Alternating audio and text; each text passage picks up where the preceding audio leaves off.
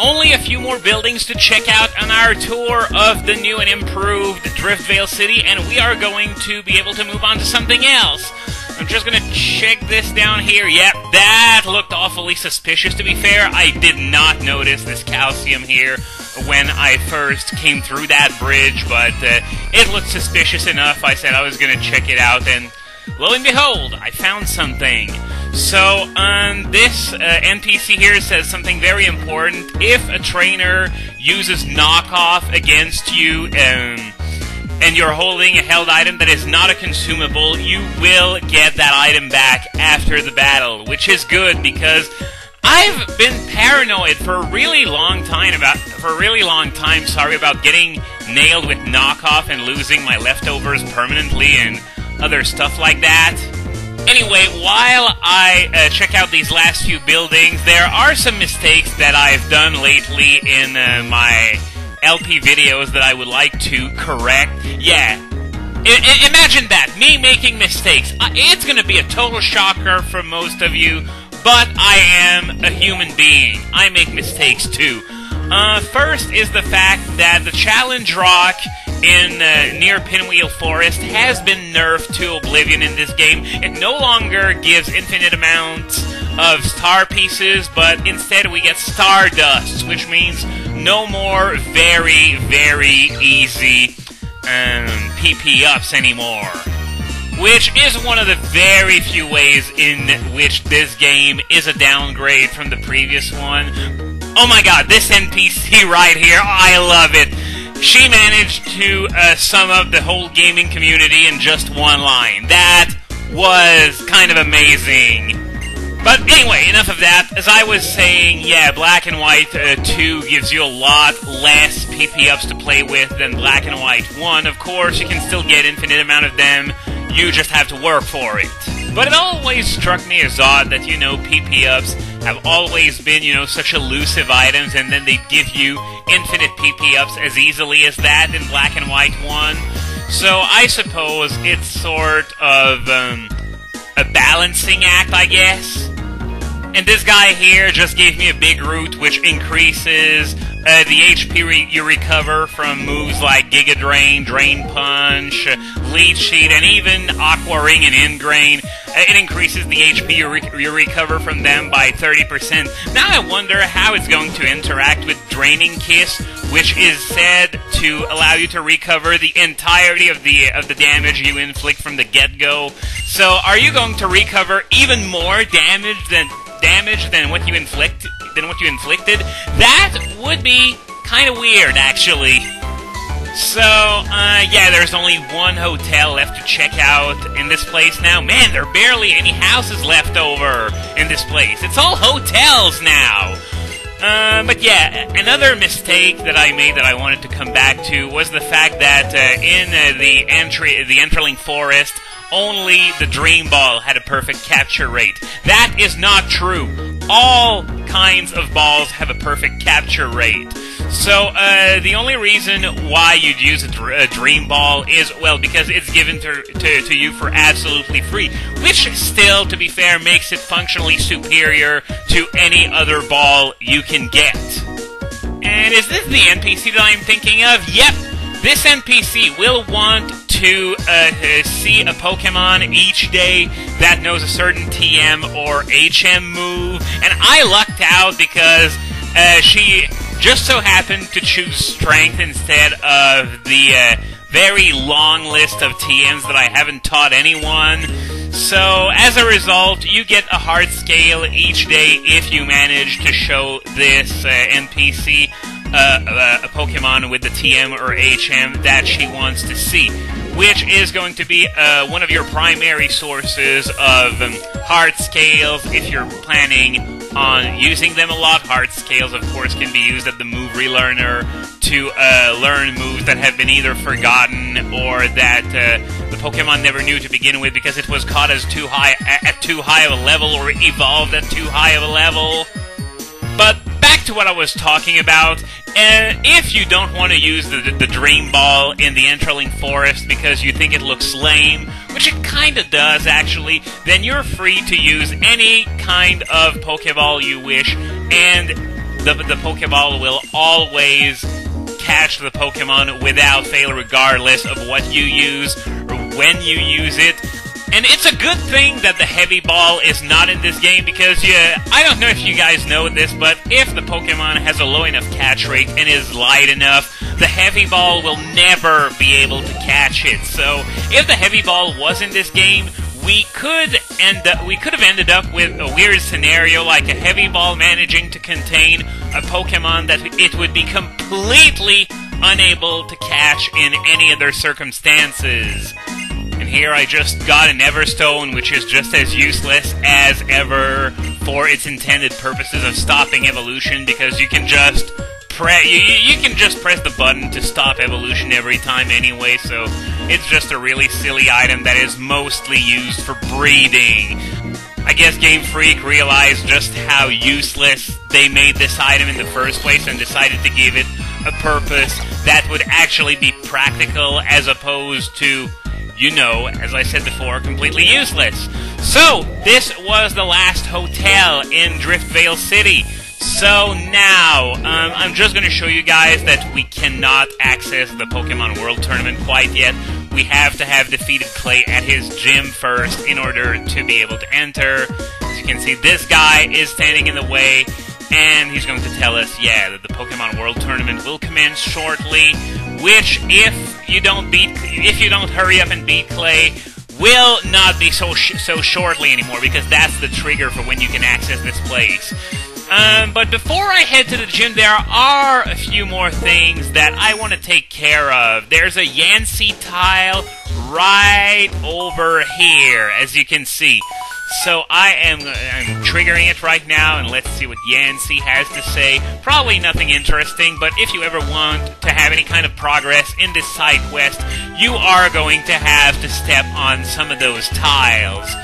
So yeah, it's just basically the same thing every time, except with just a slightly different topic of conversation, which isn't really a whole lot of conversation to begin with, to be honest.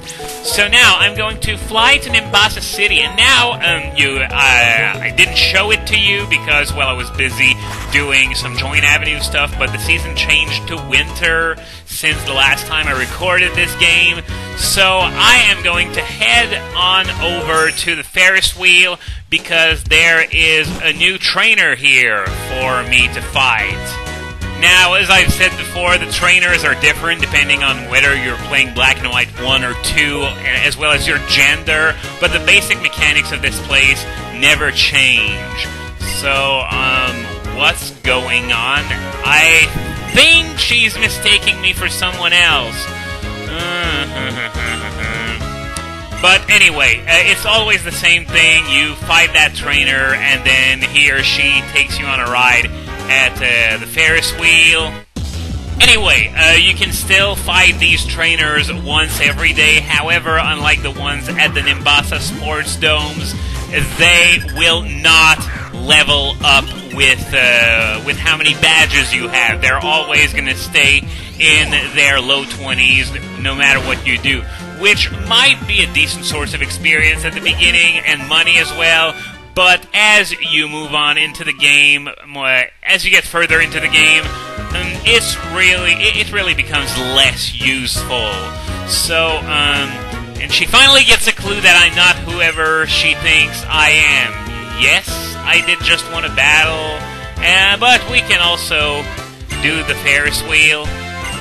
Oh, and talking about the sports stadium upgrades reminded me that after I beat Clay, there is going to be one such upgrade, but I'm going to wait until I have Volcarona on my team, because it's going to be lagging in terms of levels, and I'm going to want it to catch up.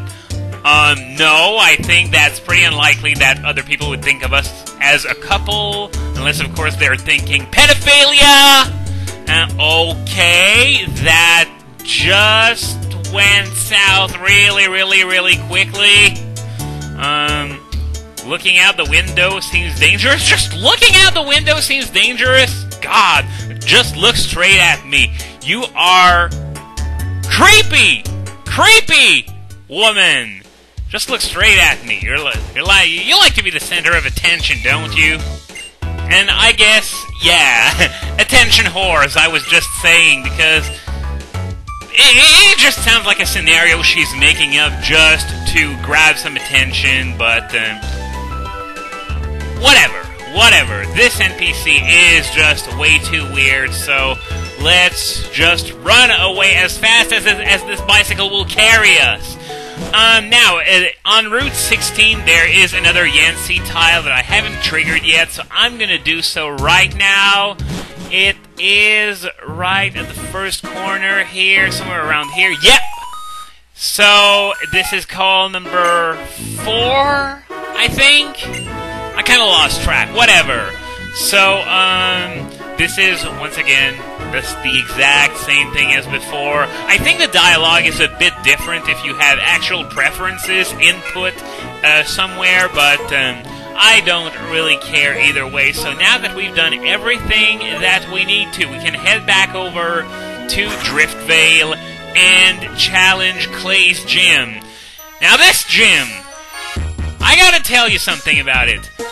For the last time I played this game, which was also the first time, for the record, this gym puzzle annoyed me so freaking hard. I tried very, very hard to not look at a map to figure it out, and I didn't cave in, but man, did it take such a long time.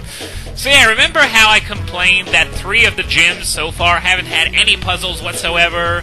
Well, this kind of makes up for it, because this is genuinely one of the trickier gym puzzles out there. And it's not like the concept is very difficult either. It's basically just a maze. It's just the fact that this maze is so gigantic that it's just kinda...